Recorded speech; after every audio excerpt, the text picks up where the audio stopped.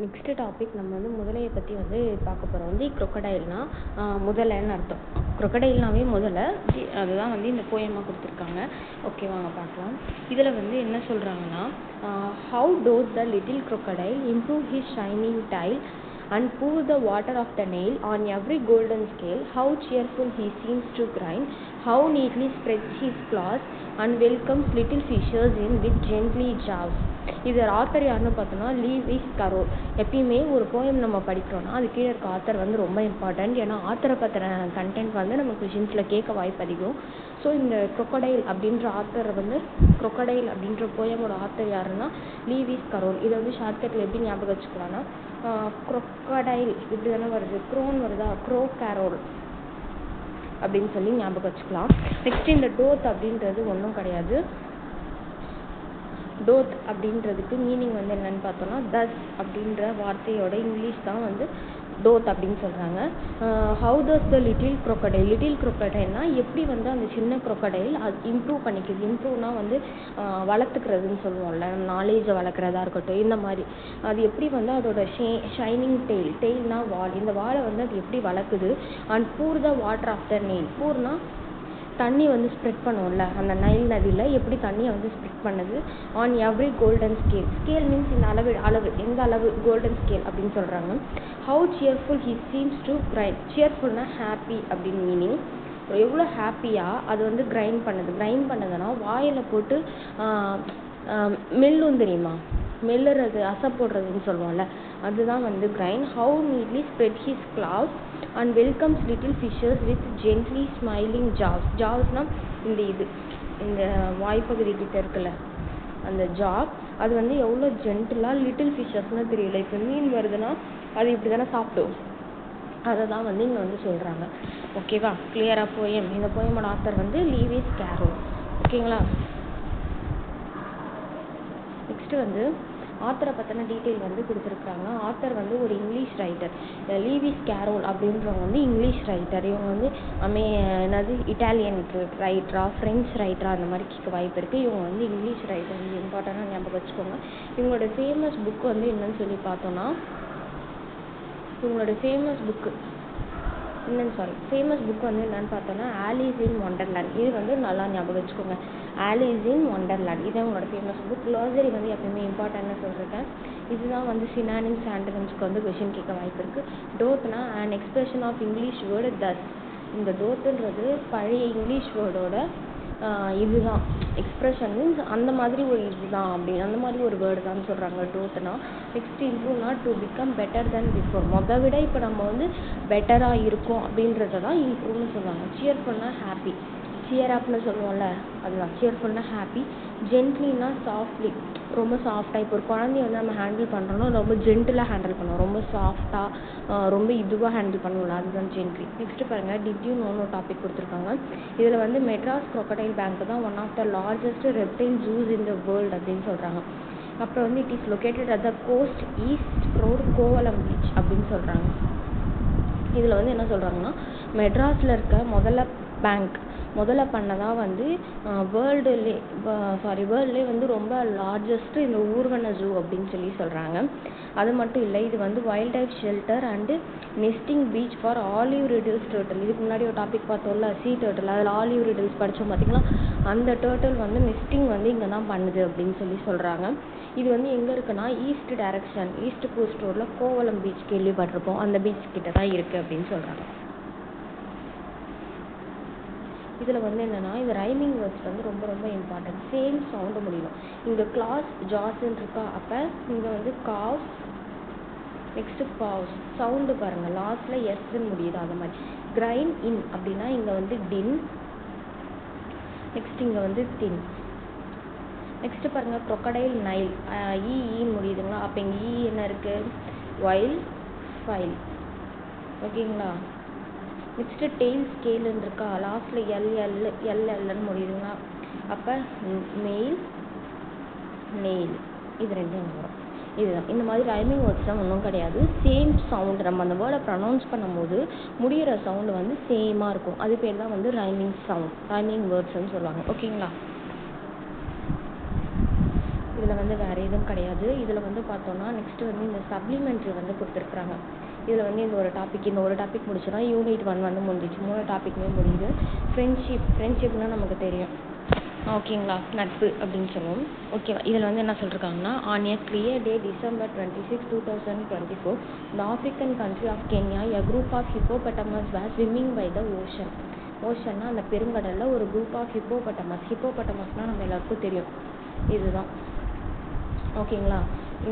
இது காண்டாமிருகம்னு சொல்லுவோம், ஹிப்போபட்டமஸ். அது வந்து ஒரு குரூப் ஆஃப் ஹிப்போபட்டமஸ் வந்து அந்த ஓஷனில் வந்து ஸ்விம் பண்ணிட்டு வருதுன்னு சொல்கிறாங்க. இந்த Indian ocean tsunami struck the Kenyan coast. அந்த இந்தியன் ஓஷனில் என்னென்னா சுனாமி வந்து வருது அப்படின்னு சொல்கிறாங்க. Hippos were carried away into the sea by the tall strong waves. அது வந்து எப்படின்னா அந்த சீயில் வந்து அந்த வேவ்ஸ் வந்து அதிகமாக வரும், சுனாமின்னா அடிச்சுட்டு போகிறது.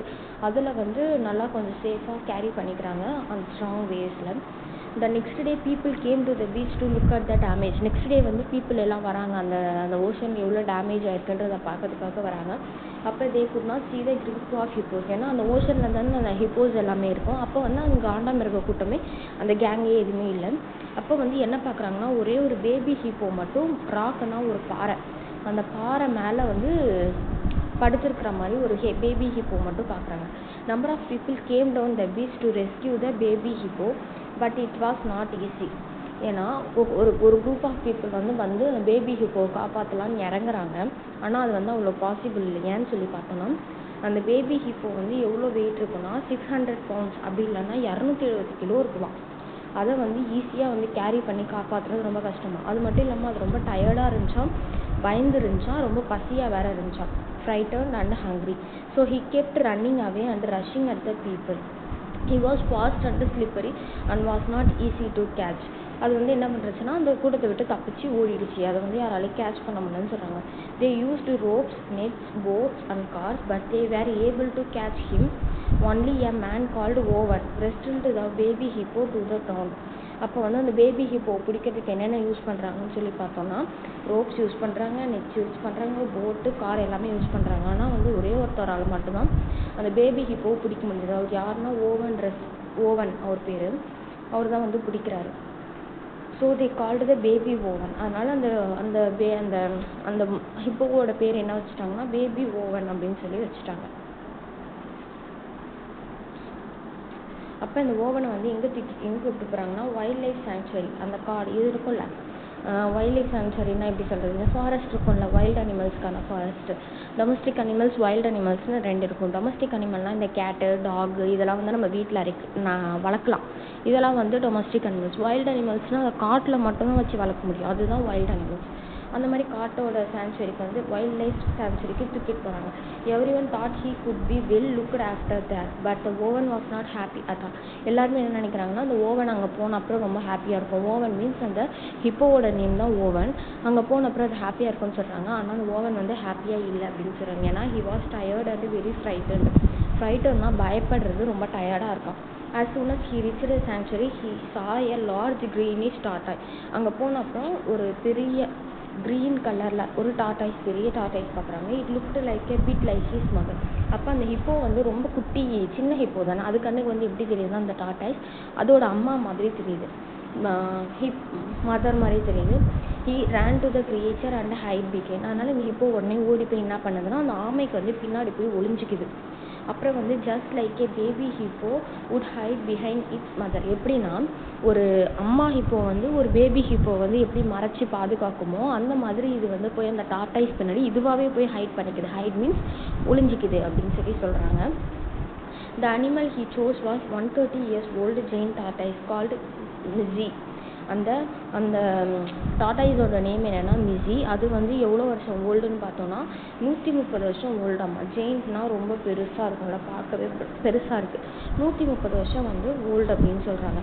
மிஸி was surprised by the Owen. மிஸிக்கு வந்து ஒன்றுமே புரியல, சர்ப்ரைஸாக இருக்குது இந்த ஓவனை பார்த்தோன்னே. ஓவன் மீன்ஸ் என்ன சொன்னேன், ஹிப்போவை பார்த்தோன்னே. பட் ஹி லெட் ஓவன் கடல் க்ளோஸ் டு ஹிம்.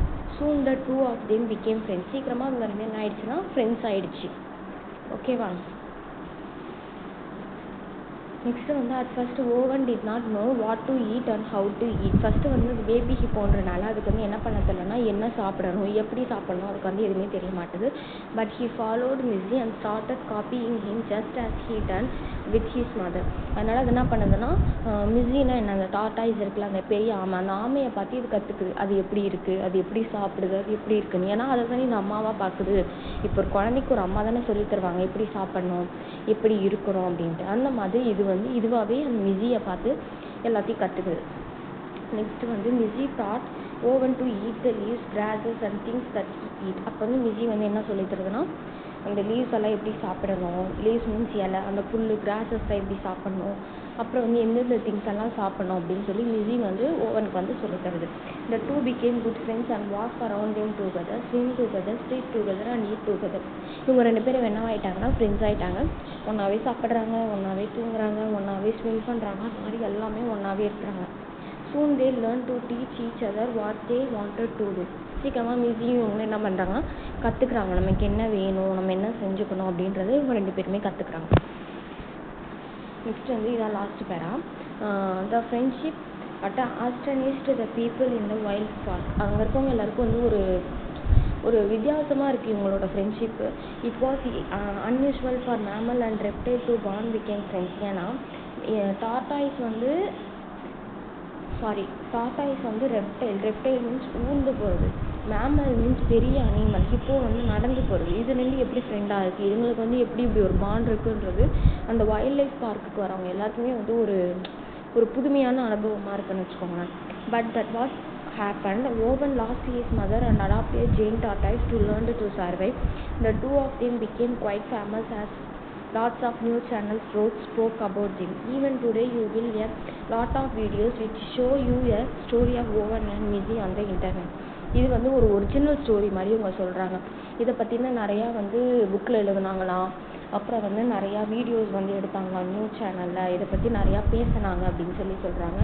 இப்பயும் கூட இதோட வீடியோ இல்லை ஸ்டோரி வந்து நம்ம வந்து எதனா இன்டர்நெட்டில் பார்த்தோம்னா இருக்கும் அப்படின்ற மாதிரி சொல்கிறாங்க.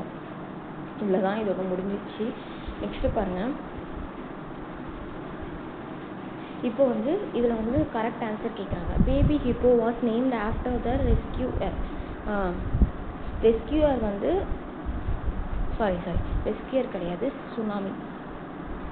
சுனாமிக்கு அப்புறம் தானே பேபி ஹிப்போக்கு வந்து அந்த நேம் வச்சாங்க. ஓவன் அதுதான் கேட்குறாங்க. Which sentence is correct? Missy did not know why baby hippo close to him but let him stay.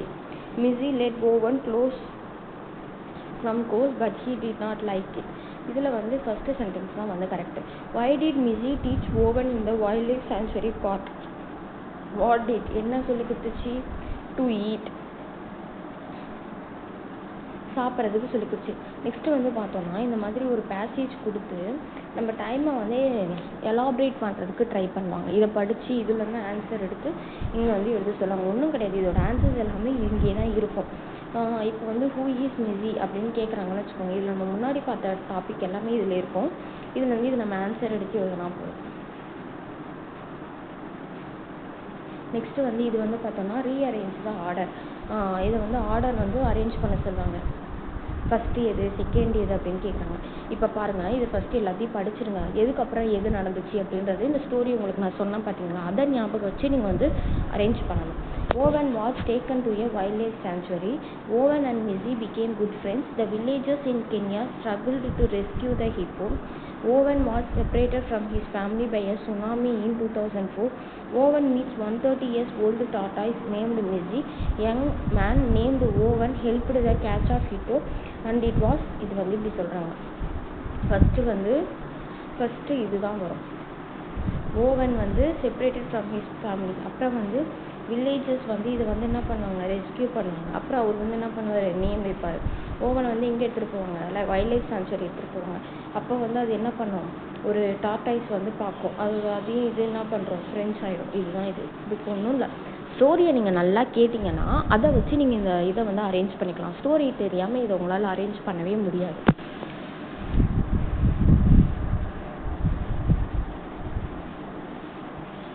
அவ்வளோதான். நெக்ஸ்ட்டு வந்து பார்த்தோம்னா செகண்ட் டாபிக் போயிடும். அந்த பேஜ் பாருங்கள், யூனிட் 2. இதை வந்து நம்ம நெக்ஸ்ட் வீடியோவில் பார்க்கலாம். இந்த வீடியோ உங்களுக்கு பிடிச்சிருந்துச்சின்னா மறக்காமல் லைக் பண்ணுங்கள், ஷேர் பண்ணுங்கள், கமெண்ட் பண்ணுங்கள், சப்ஸ்கிரைப் பண்ணிக்கோங்க. பக்கத்தில் இருக்க பெல் ஐக்கானை கிளிக் பண்ணிக்கோங்க. அப்போ தான் நான் போடுற வீடியோக்கான நோட்டிஃபிகேஷன் உங்களுக்கு உடனே வரும். All the best. எக்ஸாம் நல்லா படிங்க. தேங்க்யூ. பாய்.